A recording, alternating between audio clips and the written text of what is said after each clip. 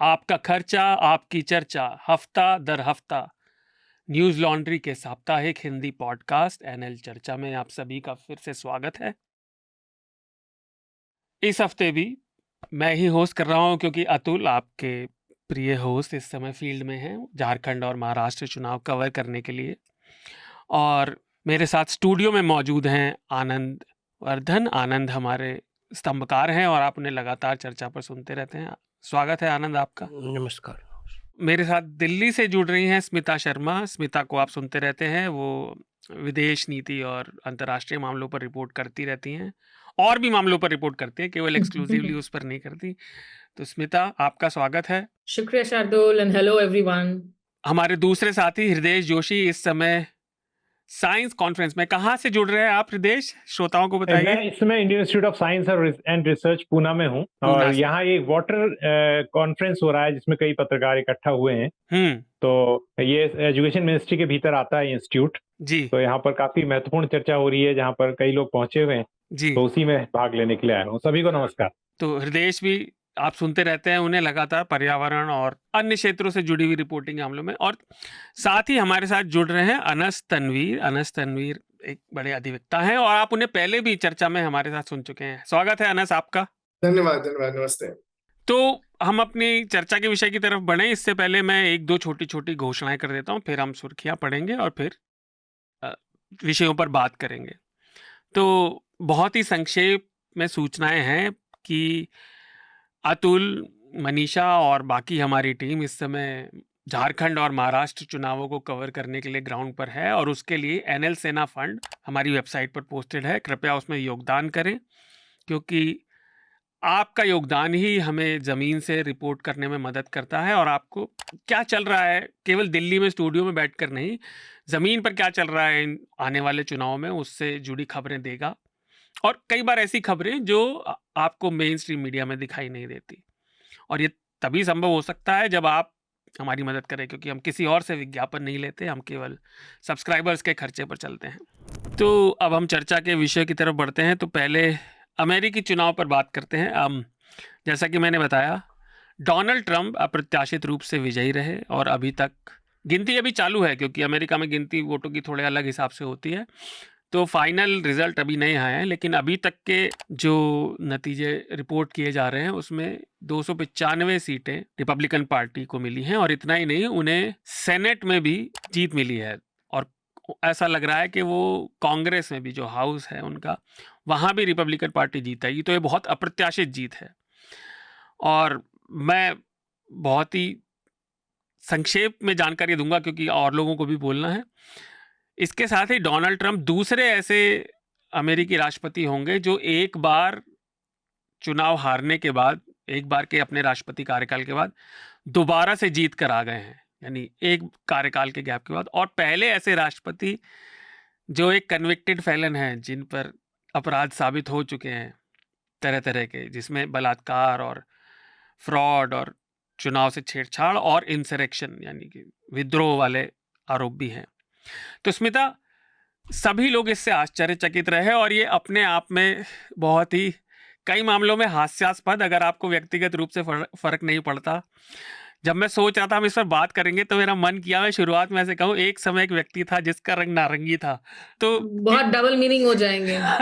लेकिन like this orange man is now part of history के अपने। और उन्होंने नाजी जैसी रैली भी की थी, लेकिन इस सब के बावजूद भी लोग कह रहे थे जो अमेरिका में रो वी वेड, जो महिलाओं के अबॉर्शन के अधिकार को जो कोर्ट ने खारिज कर दिया, वो भी जज ट्रंप ने ही नियुक्त किए थे। इस सब के बावजूद उन्हें अप्रत्याशित जीत मिली। शार्दुल, देखिए, सबसे पहले तो ये बता दूं कि उनका जीतना पूरी तरह से मेरे लिए सरप्राइजिंग नहीं था क्योंकि पिछले कुछ हफ्तों में जो एक इनिशियल एक बर्स्ट ऑफ मोमेंटम हुआ था कमला हैरिस की उम्मीदवारी को अनाउंस करने के बाद, और वो भी बड़ी डिफिकल्ट सर्कमस्टांसेस में हुए थे। मतलब जो बाइडेन एक तरीके से फोर्स हुए थे कि आप इस्तीफा दीजिए, और उसके बाद बस 100 डेज का ही कैंपेन रहा कमला हैरिस का। तो पिछले कुछ हफ्तों से ऐसा लग रहा था कि डोनाल्ड ट्रंप आगे निकले हुए हैं, वो जीतेंगे। What was surprising is the scale of the victory, कि जिस तरीके से उन्होंने स्विंग स्टेट्स में परफॉर्म किया, जो पारंपरिक रूप से जो ब्लू स्टेट्स हम डेमोक्रेट्स की स्ट्रॉन्ग होल्ड वाली स्टेट्स बोलते करते हैं उन स्टेट्स में जिस तरह से उन्होंने गेन किया, ये जो फिगर्स हैं, and what is more worrying is कि जो कंट्रोल एक तरीके से पूरी है। देखिए, अमेरिका जैसे दुनिया के सबसे पुराने लोकतंत्र में जिस चीज का हम बार बार जिक्र करते हैं कि एक ठीक है, अमेरिका की एक ग्लोबल मंच पर जो है उनकी डिक्लाइन हुई है। आज की तारीख में अमेरिका दूसरे लोकतांत्रिक देशों को जब जब मूल्यों की बात करता है तो हम उसमें एक डुप्लिसिटी देखते हैं, हिपोक्रेसी देखते हैं, और कहते हैं कि आप हमेशा जो है सरमनाइज मत कीजिए, आपकी आइडिया ऑफ डेमोक्रेसी आप किसी पे फोर्स मत कीजिए। हैविंग सेड दैट, अमेरिका में हम इस चीज को मानते हैं कि वहां चेक्स एंड बैलेंसेस की प्रक्रिया काफी ज्यादा मजबूत है, जो उसे इतना स्ट्रांग नेशन बनाती है। वहां जुडिशरी की तरफ से लोगों को जो स्ट्रेंथ मिलता रहा, वहां फर्स्ट अमेंडमेंट की वजह से प्रेस को जिस तरीके से फ्री प्रेस होने का अधिकार है। सवाल यह होता है कि इन सब पर आने वाले दिनों में क्या असर पड़ेगा, क्योंकि वहां जुडिशरी में ऑलरेडी इस वक्त जो है ज्यादा से ज्यादा ऐसे अपॉइंटमेंट्स हो चुके हैं अब जजेस की, जो अब डोनाल्ड ट्रंप के साथ अलाइंड है, रिपब्लिकन्स के साथ अलाइंड है, सेनेट पर उनका कंट्रोल पूरा हो चुका है। तो क्या वहां की संसदीय प्रणाली के लिए चेक्स एंड बैलेंसेस की प्रक्रिया पर ही सवालिया निशान खड़े हो रहे हैं? मुझे लगता है ये अपने आप में बहुत बड़ा सवाल है दुनिया के इस लोकतंत्र के लिए। एक बात है कि इस कमबैक से एक चीज़ और भी देखनी चाहिए कि जो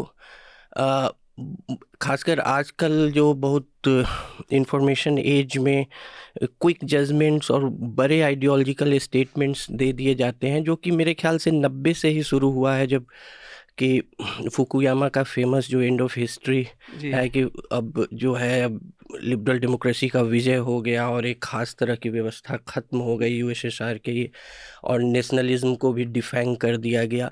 तो उसी तरह 2020 में जो healing of American soul, American democracy, ये हो गया वो हो गया, जैसे कि बाकी लोग जो एक दूसरी पार्टी को सपोर्ट करते हैं वो देश के ही ओपोनेंट हैं इस तरह से। तो मैं कह रहा हूँ कि 4 वर्षों में ऐसा नहीं होगा कि कोई नई विचारधारा आ गई, तो सेल्फ लाइफ आइडियोलॉजिकल जो कन्विक्शन का इतना कम नहीं हो सकता है। तो बड़ी बड़ी स्टेटमेंट देना, एडिटोरियल्स लिखना कि अब ये हो गया है और 4 साल बाद उठो भाई, नहीं अब ये हो गया है, अब वो हो गया है, तो बड़े बड़े जो मतलब आइडियोलॉजिकल मेटा नैरेटिव्स जो हैं वो उनसे भी बचने की ज़रूरत है। ट्रंप की वापसी ये दिखाती है। देखिए, एलन मस्क साहब ने एल्गोरिदम ऐसा कर दिया था कि मुझे सिर्फ रिपब्लिकन कंटेंट दिख रहा था जी। तो मैं इलेक्शन कैंपेन की शुरू से मान के चल रहा था कि ट्रंप जीत रहे हैं। अच्छा। प्लस बाइडेन एडमिनिस्ट्रेशन, यानी आप समझिए, for Trump to come back after literally causing a riot in the Capitol जी, for that and Trump to come back, इसका मतलब ये है कि बहुत ही बुरा एडमिनिस्ट्रेशन था बाइडेन हैरिस का। फिर कमला हैरिस ने एक बहुत एरोगेंस भी दिखाई, जहां तक अरब या फिलिस्तीन का सवाल था, उन सब पे आई एम स्पीकिंग, मैं तुम चुनाव में वोट लेने आ रही हो, आई एम स्पीकिंग नहीं चलता एटीट्यूड के साथ। यहाँ छोटे छोटे चुनाव में, बाहर के चुनाव में आपको हम्बल होना पड़ता है। आप तो प्रेसिडेंट का चुनाव लड़ रही थी, तो वो उनके अंदर की एरोगेंस एक तो उनको ले डूबी और अच्छे से ले डूबी। उसके रिजल्ट उन्हें मिशिगन में दिख भी गए। मिशिगन में अरब मुस्लिम पॉपुलेशन बहुत ज्यादा है। और उसके अलावा भी, जैसे मैंने ये कुछ दिन पहले इलेक्शन से पहले ही ट्वीट किया था, मुसलमानों के लिए था वहां के, कि तुम जीत का हिस्सा तो ऐसे भी नहीं बन पाओगे, कि कम से कम किसी की हार की वजह बन जाओ।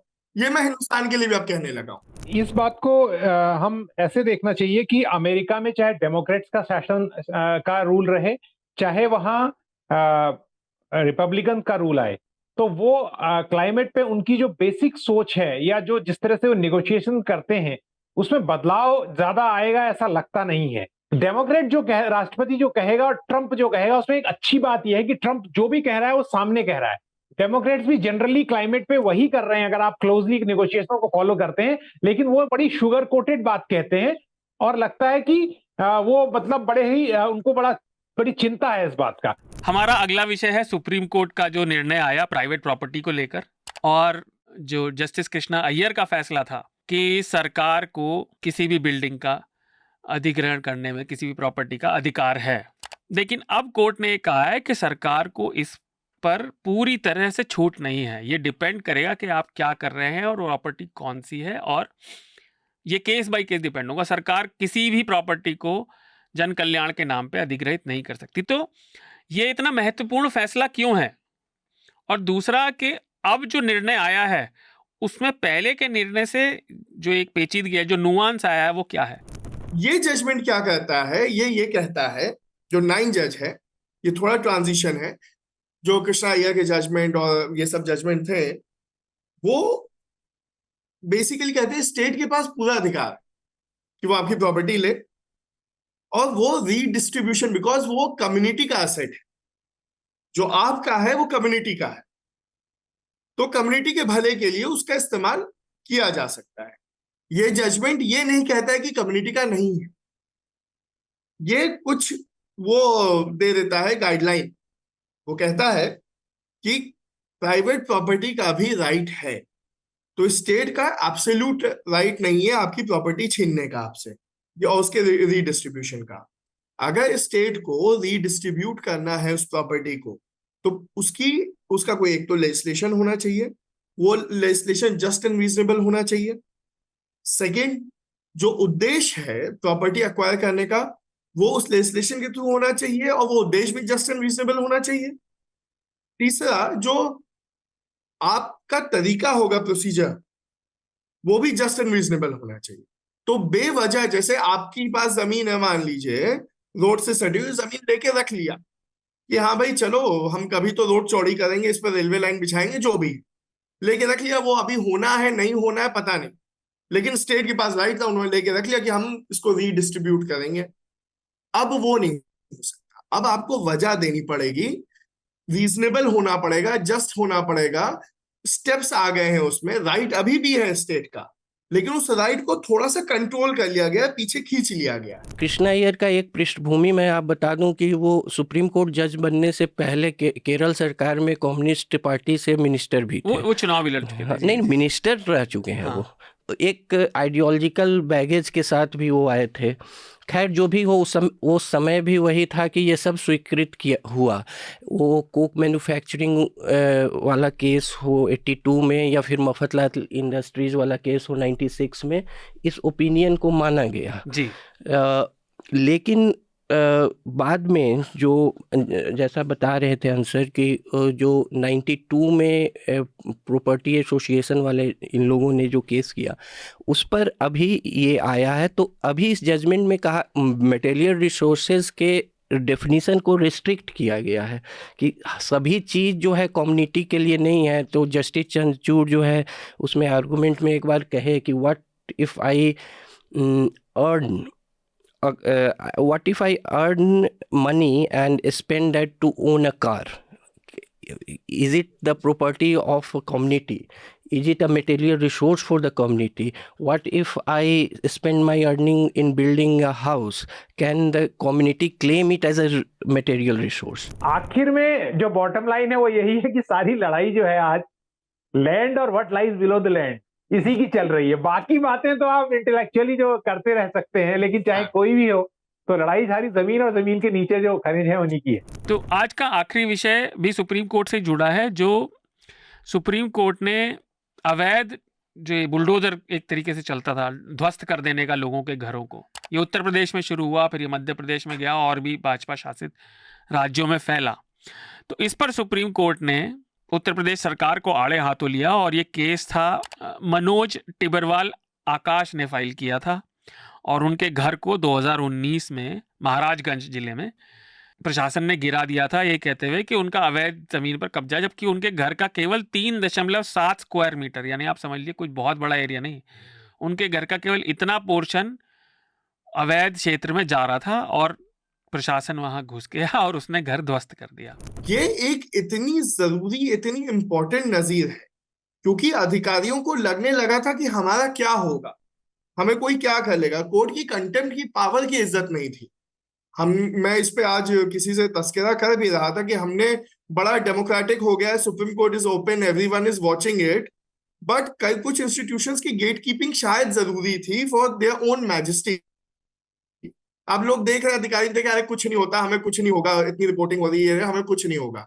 तो वो जो एटीट्यूड था, और साथ ही साथ उसमें यह भी कहा कि इंक्वायरी कीजिए, जो अधिकारी हैं उनको सजा भी दीजिए, क्योंकि जहां एक पर्सनल जिम्मेदारी किसी अधिकारी की आप स्टैब्लिश कर देते हैं, तो नेताजी के कहने पे कुछ नहीं होगा, फिर वो अधिकारी अपनी नौकरी बचाएगा।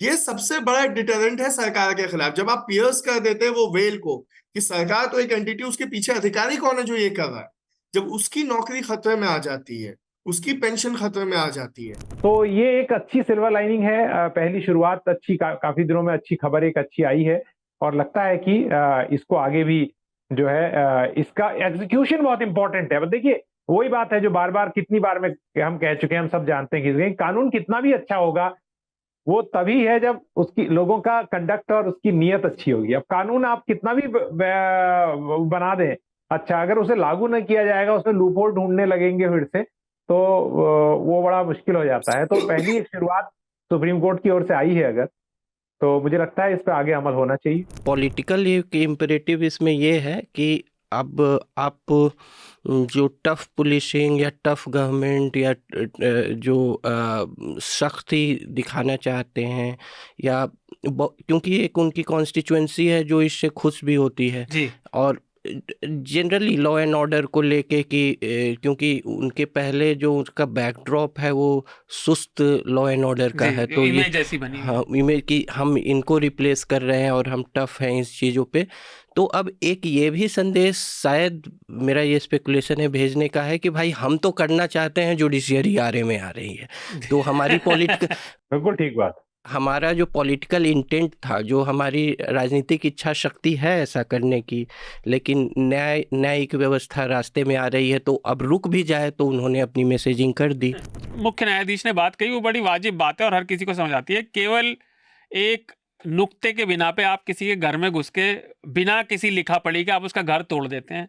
घर बनाने में लोग जीवन लगा देते हैं, कई बार कुछ लोग ज्यादा लकी होते हैं वो कई घर बना लेते हैं, बट एक आम इंसान के लिए घर एक बड़ी चीज है, उसको ऐसे गिरा देना केवल अपने छोटे मोटे फायदों के लिए अच्छी बात नहीं है। तो आज चर्चा काफी हो गई।